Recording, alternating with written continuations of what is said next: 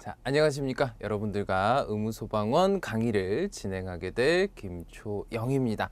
자, 의무소방원 강의 저번 시간에 OT를 같이 했었죠. 그래서 그때 여러분들에게 알려드렸던 강의법, 또 공부법 이런 것들을 여러분들이 잘 숙지하신 후에 열심히 좀 공부를 하시면 아마 시험에서 좋은 성적이 나오게 될 겁니다. 자, 오늘은 제 1장입니다. 자, 문학론부터 강의를 좀 시작해 보도록 하죠.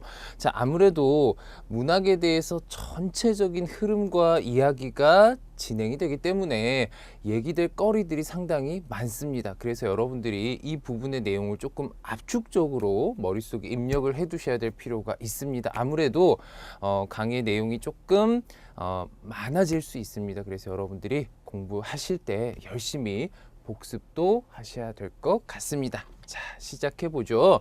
자, 1장 문학론, 문학의 개념부터 좀 시작이 될 겁니다. 자, 일단 문학의 정의가 나와 있죠. 자, 작가의 체험을 통해 얻은 진실을 언어를 통해 표현한 언어 예술이다라고 되어 있습니다.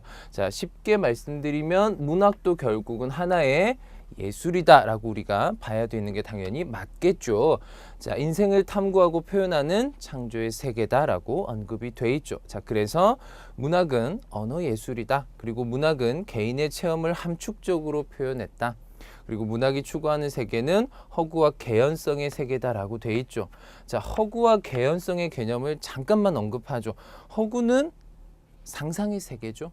있지 않은 것을 새롭게 만들어낸 것을 말하죠. 자, 그리고 개연성은 물론 상상의 세계를 만든 것이 문학이지만 분명히 현실에 기반을 두고 현실에 있음직한 일들이 일어나야지 아무래도 보는 독자들 입장에서도 설득력이 있겠죠. 그래서 개연성은 갖춰져야 한다. 그리고 문학작품은 일정한 짜임새를 지니고 있죠. 시든 소설이든 일단은 갖춰진 구조는 분명히 있습니다. 내 마음대로 아무렇게나 쓸 수는 없겠죠. 자, 그래서 문학이라는 것이 이런 특징적인 부분들이 있구나라는 것을 여러분들이 일단은 기억을 해 두셔야 됩니다. 자, 넘어가서 보면 자, 문학의 본질입니다. 자, 문학이라는 것은 일단 언어 예술이다. 앞에서도 한번 언급이 됐었죠. 자, 언어를 표현 매체로 하면 예술적으로 가다듬은 것이어야 한다. 그리고 개인 체험의 표현이다. 개인의 특수한 체험이면서 그리고 인류의 보편적 삶과 합일하는 체험이어야 한다. 자, 만약에 보편적인 체험으로 합일되지 못한다면 특수한 체험을 통해서 얻은 보편적 깨달음이라도 있어야겠죠. 보편적으로 누구나 다 공감할 수 있는 깨달음 정도는 있어야지 일단 개인 체험의 표현으로서 또 인정을 받겠죠. 자, 사상과 정서의 표현이다. 미적으로 정화되고 정서화된 표현만 문학이 됩니다. 자, 그리고 상상의 세계는 허구화된 세계의 표현이다. 하지만 개연성은 갖춰줘야 한다. 자, 그리고 통합된 구조는 모든 요소가 결합되어 하나의 작품이 된다라는 거죠. 자, 그렇다면 문학이 가지고 있는 기능은 무엇일까라고 했을 때 세 가지로 압축해 볼 수 있는데 이 세 가지는 여러분들이 꼭 좀 기억하셔야 될 중요한 내용입니다. 자, 일단 쾌락과 교시와 종합의 기능이 있습니다. 자, 일단 쾌락적 기능은 독자에게 정신적 즐거움이나 미적 쾌락을 준다라고 돼 있죠. 자, 우리가 어떤 대단한 화가의 그림을 봤다거나 했을 때 느껴지는 정서적인 쾌감들이 있죠. 와, 정말 대단하다. 그것이 감동이든 기쁨이든 슬픔이든 나의 정서를 충분히 만족시켜 줄 수 있어야 한다라는 거죠. 그것이 문학을 접했을 때도 똑같다라고 보시면 되겠죠. 그래서 카타르시스를 제공하는 것, 즉 쾌락설이라고 얘기를 합니다. 자, 그리고 이제 교시적 기능이죠. 독자에게 교훈을 전달한다라고 되어 있습니다. 자, 삶의 의미를 깨닫게 한다 해서 교훈설이다. 자, 그리고 이제 종합적 기능입니다. 자, 교훈설과 쾌락설을 동일 개념으로 양면으로 파악한다라는 거죠. 그래서 어느 한쪽에만 치우치는 것이 아니라 두 가지를 다 절충해서 같이 종합적으로 보여주고 있는 것이다라고 보는 게 종합적 기능이다라고 여러분들이 개념 잡으시면 되겠죠. 자, 그렇다면 이제 문학의 장르들을 좀 알고 이제 각 장르별로 여러분들과 좀 얘기가 이루어져야겠죠.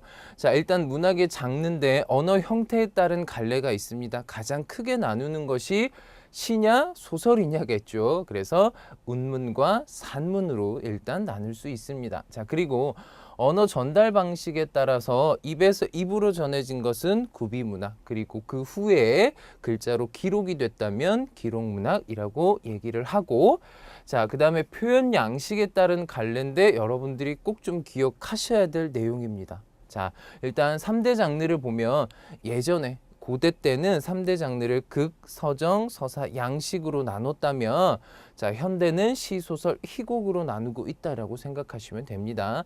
자, 그리고 조금 더 세분화시켜서 4대부터 6대 장르까지 나눈다면 수필, 그 다음에 평론, 또 그 다음에 시나리오가 하나씩 추가가 되고 있다라고 여러분들이 생각하시면 되겠죠. 그래서 장르별로 표현 양식에 따라서 이렇게 나눌 수 있구나라는 개념 확실히 잡아 두셔야 됩니다. 자, 이제 문예 사조입니다. 자, 좀 딱딱한 내용이 나올 수밖에 없습니다.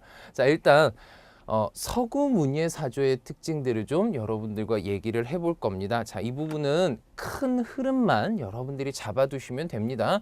자, 일단 인문주의가 나왔습니다. 자, 15에서 16세기 이탈리아에서 시작된 정치, 사회, 미술, 학술 등 인간의 모든 생활에 관한 혁신 운동이다라고 보시면 되겠고, 자, 고전주의는 17세기에 나타난 고대 그리스, 로마 문학의 가치를 계승, 발전시키려는 문예 사조다. 자, 낭만주의는 18에서 19세기에 걸친 문예사조로 문예상의 혁명을 일으키고 동시에 전통을 반대하며 자유를 구가한 개성을 존중했다. 아무래도 이제 근대에서 현대로 나아가는 시점이기 때문에 아무래도 전통에 대한 거부, 이런 운동들이 있었다라는 거죠. 또 공상과 동경을 중시 여겼다라는 특징들이 있다라는 거죠.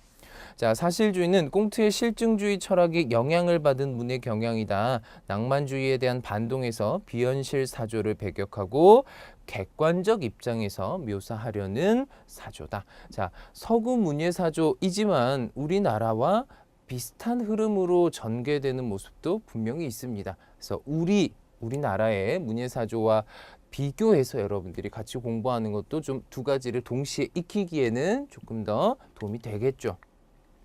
자, 그리고 이제 자연주의입니다. 19세기 말의 문예 사조죠. 사실주의를 철저히 심화, 발전시킨 사조로서 냉엄한 과학적 관찰로 사회를 직시했다. 자, 그리고 주지주의는 유명하죠. T.S. 엘리엇을 주축으로 해서 이미지즘의 시에서 일어났으며 사물을 개성이나 상상력으로 보지 않고 눈으로 사물을 보며 문명의 황폐성에 반기를 들었다라고 해서 사실 모더니즘과 좀 비슷한 맥락이다라고 봐도 되겠죠.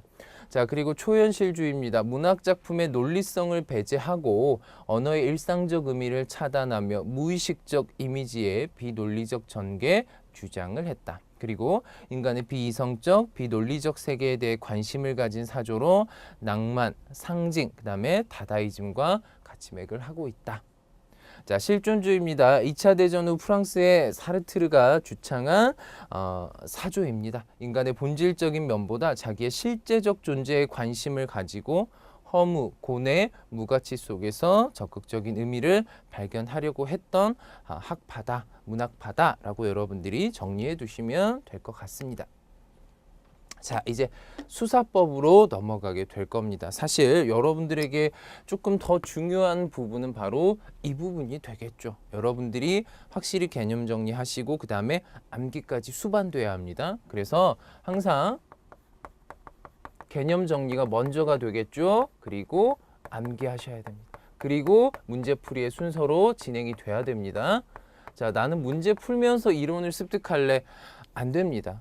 정확한 이론을 습득하기 어렵고 문제 유형이 조금만 바뀌어도 분명히 틀리게 됩니다. 그래서 분명히 문제를 풀기 위한 개념을 확실히 해두시고 문제로 가신 다음에 오답 정리를 확실히 하는 게 훨씬 더 도움이 되겠죠. 자, 일단 수사법 중에서 비유법입니다. 자, 비유법은 크게 직유, 은유, 중의, 의인 등으로 나눌 수 있겠죠. 자, 직유는 은유랑 헷갈리지 않게끔 정리하실 수 있는 방법은 직유는 말 그대로 직접적으로 비유했다라고 보시면 됩니다. 그래서 비유하는 대상과 비유를 하고 있는 대상이 분명히 같이 드러나겠죠. 자, 그래서 사용하는 방법은 마치 뭐뭐처럼 또 뭐뭐 같이, 뭐뭐 있냐, 뭐뭐인 듯이 등이 사용이 됩니다.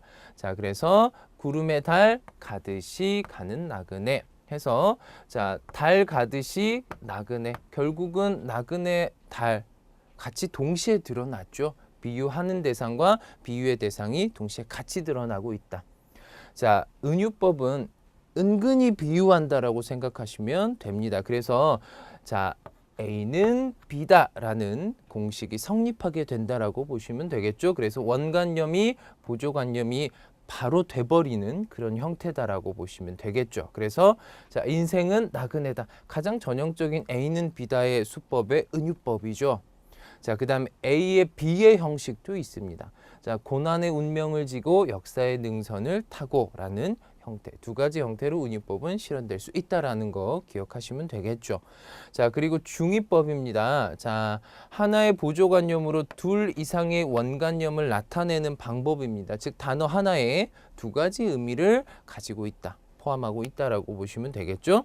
자, 그래서 청산리 벽계수야 수위감을 자랑 마라. 자, 황진이의 시조의 구절이죠. 하지만 여기서 벽계수는 자, 물론 직역했을 때 푸른 시냇물 흐르는 물이다라고 해석이 되지만 실질적으로는 사람 이름도 동시에 같이 의미망을 가지고 있다라는 거죠. 그래서 두 가지의 의미가 있구나. 그래서 중의법이다. 이렇게 정리를 하시면 됩니다. 자, 그리고 의인법이죠. 의인법은 말 그대로 사람이 아닌 것을 사람인 것처럼 표현했을 때 우리가 의인법이다라고 얘기를 합니다. 그래서 사람이 아닌 사물을 인격을 부여했다라고 여러분들이 개념을 잡으시면 되겠죠. 자, 그래서 필자의 감정이 이입되는 경우가 많이 있다라는 거죠. 자, 조국을 언제 떠났어? 파초의 꿈은 가련하다. 자, 파초가 꿈을 꿀 수는 없겠죠. 자, 그리고 가련하다라고 파초에게 화자의 감정이 들어가 있죠. 자, 그래서 이러한 경우를 의인법이라고 한다. 자, 수사법 각각 하나하나 따로 여러분들이 꼭 좀 정리를 꼼꼼하게 해두셔야 됩니다. 자, 이제 강조법으로 좀 넘어가 보죠. 자, 강조법은 말 그대로 강조를 하기 위함이죠. 문장에서 자신이 하려고 했던 표현에 힘을 주는 부분이 되겠죠. 자, 일단 과장법이 있습니다. 자, 사물을 실제보다 과장되게 표현하는 방법이 되겠죠. 자, 눈물이 바다를 이루었다.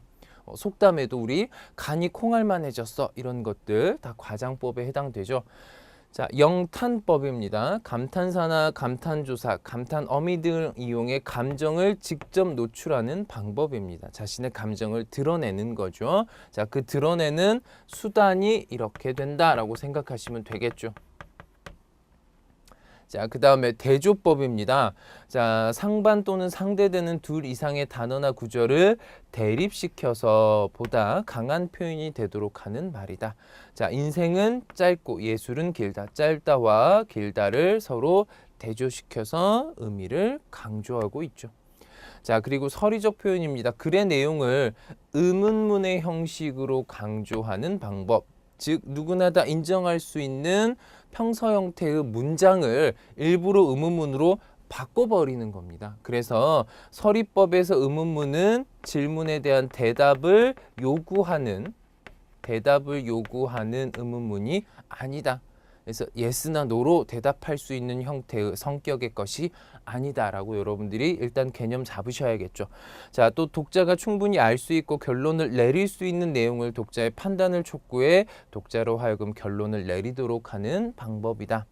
자, 그래서 이 사실은 우리에게 민족 문화의 전통에 관한 해명의 열쇠를 제시해 주는 것은 아닐까라고 사실 의문 형태의 문장이지만 우리에게 물어보는, 직접적으로 대답을 요구하는 형태는 아니죠. 자, 열쇠를 제시해 주는 것이다 라고 해석이 되죠. 그것을 일부러 강조하기 위해서 의문문의 형식으로 바꿨다. 아, 서리법이구나 라고 여러분들이 알아두시면 됩니다. 자, 그리고 이제 변화법입니다. 자, 변화라는 건 문장의 형태에 변화를 준다라고 보면 되겠죠. 자, 가장 대표적인 게 도치법입니다. 도치법은 문장 앞뒤의 순서를 바꿔주는 거죠. 자, 논리적으로나 문법적으로 합리적인 문장의 서술 순서를 뒤집어 놓음으로써 중심 내용을 더욱 두드러지게 하는 표현이다. 자, 죽어도 아니 눈물 흘리오리다 와 같은 부분이죠. 자, 김소월의 진달래꽃의 마지막 구절이죠. 자, 그리고 이제 반어법입니다. 자, 반어법이 있는데 바로 밑에 역설법이 있죠. 자, 이 두 가지가 가장 많이 혼동이 오죠. 그래서 여러분들이 확실히 구별하실 줄 알아야 됩니다. 자, 그래서 일단 개념 잡고 예문을 따로 한번 들어보죠. 자, 그래서 나타내려는 의도와는 정반대로 표현하는 겁니다. 자, 그렇다면 역설은 이치에 안 맞는 듯 하나 실은 그 속에 새로운 절실한 뜻이 담겨 있는 표현이다. 즉, 표현, 겉으로 드러나는 표현은 이치에 안 맞게 표현을 하고 있는 게 역설법입니다. 자, 근데 반어와 역설이 헷갈릴 때 우리가 헷갈리지 않고 문제풀이를 하거나 개념을 잡을 수 있는 방법은 숫자로 기억하시면 됩니다. 자, 반어는 1입니다. 역설은 2입니다. 자, 숫자로 기억하라는 게 무슨 의미냐? 예문을 하나 간단히 들어본다면, 자, 이왕 나와 있는 예문을 좀 들어보죠. 두 가지. 죽어도 아니 눈물 흘리오리다 라고 돼 있죠. 자, 반어입니다. 자, 그렇다면 이 시의 화자가 말하고 있는, 반대로 말하고 있는 요소가 몇 가지이냐라는 거죠. 자, 죽어도 아니 눈물 흘리겠다라고 말하지만 이 시의 화자는 님과 헤어지고 나서 분명히 눈물을 흘리겠죠. 그렇죠? 자, 그래서 바로 이 아니, 나 안 울 거야 라고 말하는 이 부분이 바로 반대로 말하는 요소죠. 그래서 한 가지가 등장을 합니다. 자, 그렇다면 역설법은, 자, 이것은 소리 없는 아우성, 깃발의 첫 구절이죠. 자, 아우성이라는 건 하고 소리를 지르는 거죠. 하지만 앞에 소리가 없다라고 돼 있죠. 자, 그래서 소리 없는 아우성. 자, 서로 모순되는 두 가지가 어떻게 됩니까, 여러분들? 부딪히고 있죠. 자, 그래서 두 가지. 그래서 반어와 역설인지 순간 헷갈렸다라고 한다면 빨리 반대로 말하는 요소가 한 가지만 등장한 건지 서로 대비되는 모순되는 두 가지가 등장한 건지 개념을 빨리 잡아서 여러분들이 확인하시면 반어하고 역설은 이제 헷갈리지 않겠죠. 자, 넘어가시면 이제 문체로 좀 넘어가게 될 겁니다. 자, 문체는 문장이 가지고 있는 독특한 성격으로 아무래도 글쓴이의 개성이나 사상과 감정을 표현해내는 문장 방식이 되겠죠. 자, 그래서 글쓴이 개성에 따라 분명히 다르게 형성이 됩니다. 자, 영어로는 이제 스타일이라고 얘기를 하는데, 자, 어쨌든 문체에도 나름의 정형화된 종류는 분명히 있습니다. 자, 같이 교재를 좀 보면서 얘기를 나눠보죠. 자, 우리 교재에 보시면 소가로 2번에 문체의 종류 및 그 특징에서 나와 있습니다. 자, 일단 1번에 표현의 강유에 따라서라고 돼 있죠. 강건체와 우유체로 나뉩니다. 자, 강건체는 아무래도 좀 남성적인 문체입니다. 강하고 박력 있는 문장의 형태가 되겠죠. 자, 하지만 남성적이어서 힘은 있지만 자, 단점도 있죠. 자칫하면 개념적이고 허세에 빠지기 쉬운 점도 있다. 그래서 웅변부터 연설, 논설문, 논문, 평론문 등에 많이 사용이 되며 수필, 청춘 예찬이 대표적인 강건체로 쓰여진 작품이다라고 볼 수 있죠. 자, 우유체는 말 그대로 부드러운 느낌이겠죠, 당연히. 자, 글의 흐름이 약하고 부드러우며 온화하고 우아하다. 그래서 좀 섬세한 감정들을 표현할 때 쓰는 게 좀 적절하겠죠. 그래서 여성적 문체로 설득력이 가지고 있는 힘은 조금 약하다라고 볼 수 있겠죠. 자, 그리고 문장의 장단, 길고 짧음에 따라서 간결체와 만연체입니다. 자, 간결체는 최대한 필요한 문장 성분만 사용하는 거죠. 수식어들 쓰지 않는 거죠. 자, 반대로 만연체는 자, 총동원하는 겁니다. 교재에 나온 것처럼. 하지만 이해는 쉬우나 뜻이 중첩되고 지리한 느낌을 줄 수도 있습니다. 문장이 길어지기 때문이겠죠. 자, 이광수나 염상섭의 작품 등에서 볼 수 있는 부분이기도 합니다. 자, 그리고 이제 수식의 정도에 따라서 건조체와 화려체로 나뉩니다. 말 그대로 꾸미는 말이 있느냐, 꾸미는 말이 없느냐의 차이다라고 여러분들이 개념 잡으시면 되겠죠. 자, 그러면 이제 문학의 장르 시로 좀 넘어가 보도록 하죠. 자, 시의 정의를 좀 같이 보시면 인간의 경험, 느낌, 정서 등을 유기적 구조를 지닌 가장 중요한 키워드죠. 운율적인 언어로 형상화한 운문 문학이다. 자, 시가 다른 장르와 가장 구별되는 한 가지 첫 번째 이유가 바로 리듬감을 가지고 있다라는 점이겠죠. 자, 그렇다면 시의 특성이 나와 있습니다. 여러분들이 꼭 좀 기억하셔야 될 중요한 부분이죠. 자, 일단 정서성입니다. 주관성으로 시인의 순화된 개성적 정서가 상상을 통해 표현이 됐다. 자, 그리고 사상성은 시인의 인생관, 세계관이 드러나죠. 그것이 표현으로 또 그것이 주제로 드러나죠. 자, 운율성입니다. 음악성으로서 운율적 언어로 표현이 되죠. 자, 그래서 이 운율이라는 건 뒷부분에서 조금 더 자세히 우리가 얘기를 할 겁니다. 정해진 규칙에 따라서도는 시인 각자가 만든 리듬감들 다 다르기 때문에 정리를 한번 하고 넘어가게 될 겁니다. 자, 압축성은 간략성으로서 가능한 소수의 언어로 함축성 있게 표현한다. 자, 시라는 것이 다른 장르와 다르게 길이감도 일단은 어떻죠, 여러분들? 짧죠, 소설에 비해서. 그래서 짧게, 즉 압축시킨다라고 보면 되겠죠. 그래서 최소한의 언어를 사용해서 최대한의 의미를 가지게 하는 것. 하지만 거기에 리듬감도 포함을 시킨다라고 보면 되겠죠. 자, 그다음에 영상성입니다. 심상을 가리키는 말로 자, 시의 정서가 사상과 결합했다. 그래서 심상은 우리가 오감이라고 하죠. 시각적 심상, 그 다음에 미각적 심상, 촉각적 심상, 후각적 심상, 이런 여러 가지 우리가 감각을 통해 느낄 수 있는 부분들을 가리킨다라고 생각하시면 됩니다. 자, 운율의 갈래입니다. 자, 앞부분에서 시의 그 리듬감, 즉 운율 형성하는 방법에 대해서 다룰 거라고 말씀드렸죠. 이제 바로 연달아 나와 있습니다. 자, 일단 외형률부터 얘기를 좀 나누면, 자, 말 그대로 바깥에 운율이 드러나 있다라고 볼 수 있겠죠. 그래서 정해져 있다라고 생각하시면 됩니다. 자, 외형률은 지켜야 될 시의 규칙들이 아예 정해져 있다. 자, 그래서 시의 외형상 분명히 드러나 있는 운율로 정형시에서 흔히 볼 수 있다. 자, 정형시와 외형률은 짝꿍입니다. 서로 뗄래야 뗄 수 없죠. 여러분들이 같이 한 세트로 묶어 두셔야 됩니다. 정형시가 내재율이 된다? 없습니다. 그런 건. 정형시는 무조건 외형률이 됩니다. 자, 그 외형률을 나타내는 방식들이 이렇게 있다라고 정리하시면 되겠죠.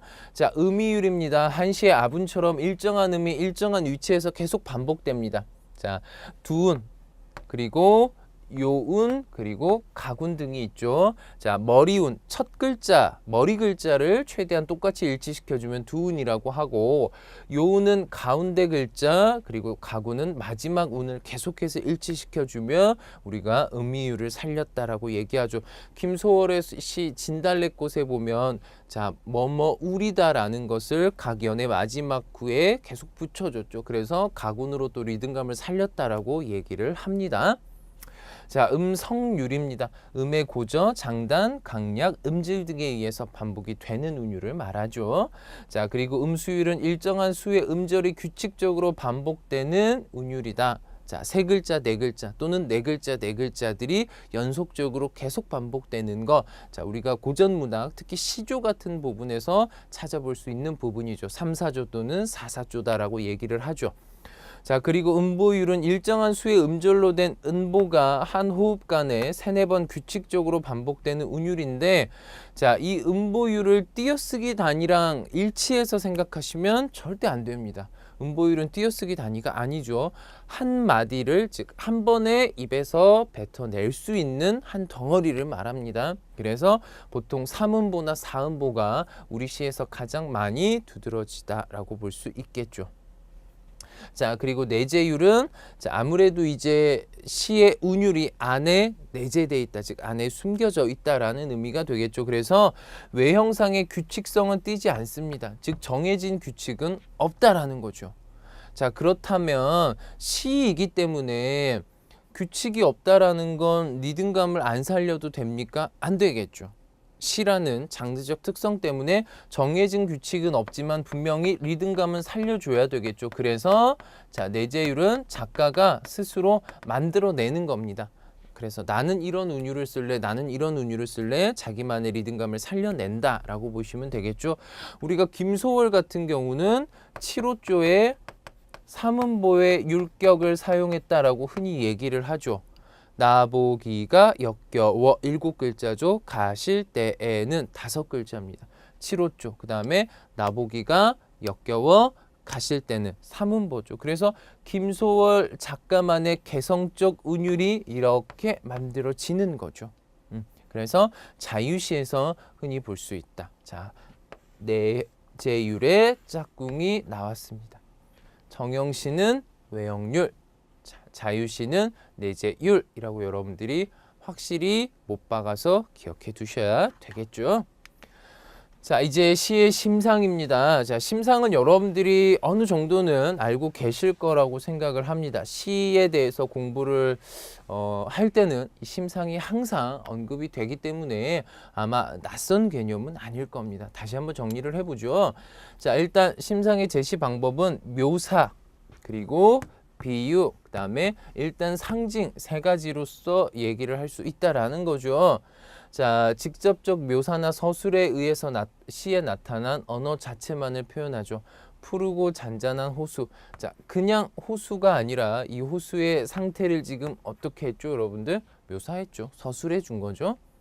자, 그 다음에 비유적 심상입니다. 나타내고자 하는 내용의 특징을 살릴 수 있는 사물이나 언어를 끌어다 표현하는 방법.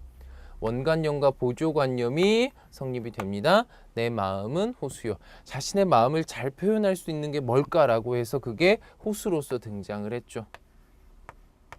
자, 그래서 마음과 호수가 일치하는 원관념과 보조관념이 성립이 됐습니다. 자, 상징적 심상입니다. 시 가운데 원관념은 없고 보조관념이 나타난다는 점에서 비유와는 다르다. 자, 비유는 원관념도 등장을 하죠. 하지만 상징적 심상은 보조관념만 등장을 합니다. 예를 들어서 자, 우리가 비둘기 했을 때 떠올려지는 이미지는 평화죠. 요즘에 비둘기의 이미지는 좀 안 좋아지기는 했지만 예전부터 평화의 했을 때는 비둘기 이렇게 언급이 되죠. 자, 그리고 뭐 십자가 했을 땐 당연히 기독교 이렇게 떠올리는 것들이 이제 상징적 심상이다라고 우리가 얘기해 볼 수 있다라는 거죠. 자, 그리고 이제 우리가 가장 기본적으로 잘 알고 있는 감각과 관련된 심상들이 이제 등장을 하고 있습니다. 자, 시각적 심상, 색채, 명암, 모양, 동작 등을 시각, 즉 눈을 통해 떠올리는 심상이다. 자, 당연히 색깔들이 등장할 수밖에 없겠죠. 자, 청각적 심상입니다. 당연히 귀가 되겠죠. 소리에 대한 심상, 개울물 돌돌돌. 자, 소리가 들렸죠. 자, 그리고 후각적 심상, 당연히 냄새겠죠. 매화 향기 홀로 아득하니 라고 돼 있죠. 자, 매화의 향기, 후각적 심상이다. 자, 그리고 미각적 심상은 맛으로 구현되는 심상이 되겠죠. 모밀묵이 먹고 싶다. 싱겁고도 구수하고 못나고도 소박하게 점잖은. 그래서 맛에 대한 표현이 드러났죠. 아, 미각적 심상이구나 라고 여러분들이 개념 잡으면 됩니다. 자, 그리고 이제 촉각적 심상입니다. 자, 당연히 촉각은 피부의 감각이 되겠죠. 자, 그래서 내 주름 잡힌 손으로 어루만지며 라고 돼 있죠. 촉각이 되겠죠. 자, 그리고 이제 중요한 게 공감각적 심상입니다. 자, 이 부분에서 우리가 함정에 빠질 수 있는 요소가 뭐냐, 하나의 감각이 다른 감각으로 전이 된다라는 거, 이 개념을 여러분들이 꼭 기억하셔야 됩니다. 공감각적 심상했을 때 전이라는 말이 자연적으로 같이 떠오르셔야 됩니다. 자, 예를 들어서 감각의 전이라고 돼 있죠. 전이라는 건 옮아간다, 바뀐다라는 뜻이죠. 그냥 한 문장 안에 2개의 심상이 드러나 있다고 해서 다 공감각이 되는 건 절대 아닙니다. 하나의 심상이 하나의 심상으로 변화, 이동이 있어야지만 공감각적 심상으로 인정이 되겠죠. 자, 종소리에 동그라미라고 되어 있습니다. 자, 소리가 동그랄 수 있습니까, 여러분들? 소리는 일단 볼 수 없는 거죠. 근데 동그라미라고 소리를 눈으로 볼 수 있게끔 만들어 버렸죠. 그래서 청각이 시각화되었다라고 얘기를 하죠. 그래서 감각의 전이가 일어났다. 자, 또 감각적 대상이 아닌 것을 감각적으로 표현했다. 자, 웃음에 푸르다라는 표현은 안 쓰죠. 파란 웃음이 돼버렸죠. 푸른 웃음이 됐습니다. 그래서 자, 감각적 대상이 아님에도 그걸 감각적으로 표현해서 우리가 감각적 전이 해서 공감각적 심상이다라고 우리가 얘기를 합니다. 그래서 이 부분들을 여러분들이 꼭 좀 정리를 정확히 해두셔야 됩니다. 자, 이제 시의 비유로 좀 넘어가 보죠. 자, 비유라는 것은 자, 일단 표현하고자 하는 대상이나 관념, 즉 원관념을 유사하거나 관련성이 있는 다른 사물에 빗대 표현하는 방법으로 보조관념의 의미는 그 사물의 속성이나 전통적인 관념을 바탕으로 의미가 형성된다. 자, 비유라는 걸 가장 쉽게 이해할 수 있는 건 별명입니다. 우리가 어렸을 때 친구들에게 별명 지어줄 때 이 친구하고 되게 닮은 캐릭터나 아니면 뭐 여러 가지 요소들 이런 것들을 우리가 종합해서 어울리는 걸 지어주죠. 별명을. 똑같다라고 생각하시면 됩니다. 자, 그래서 비유의 종류로는 앞부분에서 언급했죠. 직유부터 대유 등이 있다. 자, 그리고 상징, 심벌이라고 하죠. 우리가 어떤 사물이 그 자체의 의미를 유지하면서 보다 포괄적인 다른 뜻까지 암시하는 것. 자, 그래서 관습적 상징과 창조적 상징 두 가지로 일단 나눌 수 있습니다. 자, 일단 한 사회에서 오랫동안 쓰인 결과 그 상징하는 바가 굳어진 겁니다. 누구나 다 그건 그거지라고 떠올릴 수 있다라는 거죠. 앞부분에서 언급이 됐죠. 비둘기 했을 때 대부분 다 평화를 떠올리게 되겠죠. 자, 그 다음에 창조적 상징은 독창적으로 만들어져서 참신한 문학적 효과를 발휘하는 상징이다. 자, 이거는 이제 시인들 개인이 만들어 놓은 의미다라고 보면 되겠죠. 자, 십자가에서 보면 십자가는 기독교를 떠올리는 십자가가 아니죠. 작가 자신의 희생 정신을 십자가의 의미를 상징적으로 담아두었다라고 우리가 볼 수 있죠. 자, 그래서 시의 분류를 좀 잠깐 보시면 앞부분에서 시의 그 운율을 나눴을 때 정형시, 자유시 언급이 있었죠. 잠깐만 디테일하게 좀 살펴본다면 형식적으로 나눴을 때 정형시, 자유시, 산문시로 일단 나눌 수가 있습니다. 자, 정형시는 앞부분에서 언급이 됐죠. 일정한 운율에 맞춰 쓰는 시, 외형적으로는 자유시, 그다음에 산문시와 구별이 되고 한시의 절구와 율시, 시조 등이 해당이 됩니다. 자, 자유시는 말 그대로 자유롭게 쓴 시이지만 나름의 운율감은 있어야겠죠. 그래서 내재율로 즉 현대시에 해당이 됩니다. 자, 산문시 형태는 산문시 즉 산문의 형태입니다. 겉으로 보기엔 이게 시야 라는 생각이 들 수도 있지만 시적 함축성과 내면적 운율이 있습니다. 자유시보다는 조금 더 이제 최근에 나타난 형태가 되겠죠. 자, 내용상 따져보면 자, 아마 서정시 엄청 많이 들어보셨을 겁니다. 우리가 어렸을 때 학교 다니면서 국어 시간에 공부했을 때도 서정시다, 서사시다 여러 가지 시의 장르들이 언급이 됐는데 오늘 정리를 해버리죠. 자, 서정시는 개인의 감정이 강조된 겁니다. 우리가 배우는 대부분의 현대시들은 다 서정시다라고 보시면 되겠죠. 자, 그리고 서사시는 역사적 사실이나 인물의 이야기를 다룬 시가 됩니다. 이게 이제 소설의 원조격이다라고 얘기를 하는데 자, 김동완의 국경의 밤 같은 작품은 거의 소설의 분량에 가까울 정도로 긴 형태의 시로 쓰여졌죠. 자, 극시는 연극적인 내용을 시의 형식으로 이제 표현을 했다라고 보시면 될 것 같습니다. 자, 그럼 이제 오늘 마지막으로 여러분들과 시 장르까지 같이 공부를 하게 될 텐데 한국 현대시의 주제를 좀 대략적으로 연도별로 정리를 했습니다. 복잡하죠. 내용이 많죠. 그래서 키워드로 정리할 겁니다. 자, 같이 보죠. 자, 1910년대는 민중을 계몽하고 민족의식을 고취하는 애국주의적 경향의 교훈시가 주류를 이루었다. 자, 그래서 1910년대 여러분들이 키워드로 잡으실 건 계몽과 교훈시 두 가지입니다.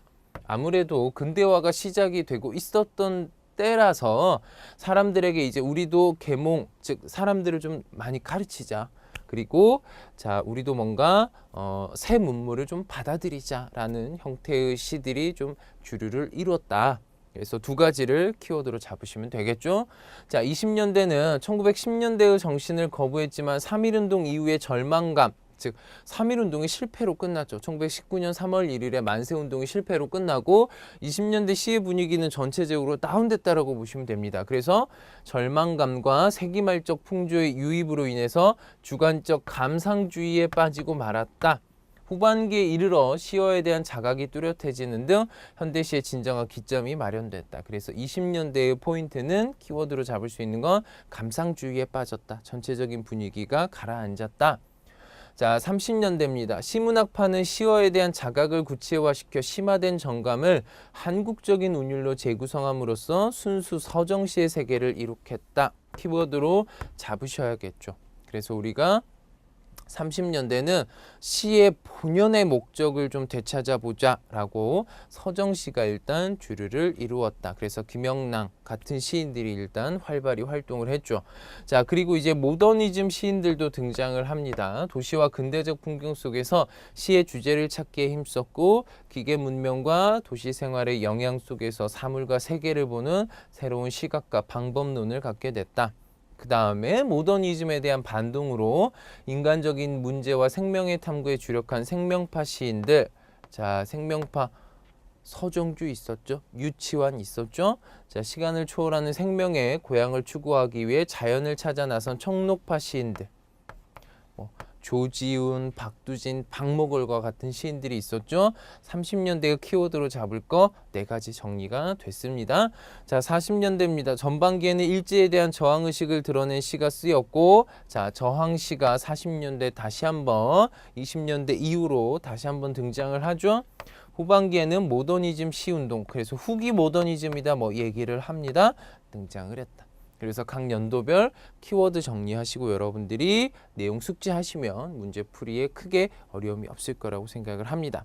자, 이렇게 해서 오늘 일단 여러분들과 문학론에 대해서 현대시까지 같이 공부를 했습니다. 다음 시간엔 여러분들과 자, 소설에 대해서 이제 같이 공부를 할 겁니다. 자, 소설도 있고 희곡도 있고 수필도 있고 나머지 장르들을 다 같이 이제 공부를 좀 해볼 겁니다. 자, 교재를 보면 아시겠지만 내용이 많죠, 여러분들. 그래서 어떻게 하셔야 됩니까? 오늘 강의 들은 내용 꼭 복습하시고 다음 시간에 들을 내용도 미리 예습을 좀 해두셔야겠죠. 그래야지 복습을 통해서 내가 빠졌던 부분들 채워 넣을 수 있고 예습을 통해서 미리 이런 것들을 배우는구나 라고 한번 익숙해지면 다음 시간에 강의를 직접 들으실 때 훨씬 더 낯선 어떤 마음들이 좀 줄어들게 되겠죠. 그래서 예습과 복습은 제가 중요하다고 앞으로 강의하는 동안은 계속 여러분들에게 강조드리게 될 겁니다. 자, 그럼 소설과 나머지 장르들 열심히 예습하시고 다음 시간에 강의로 다시 찾아뵙도록 하죠. 감사합니다.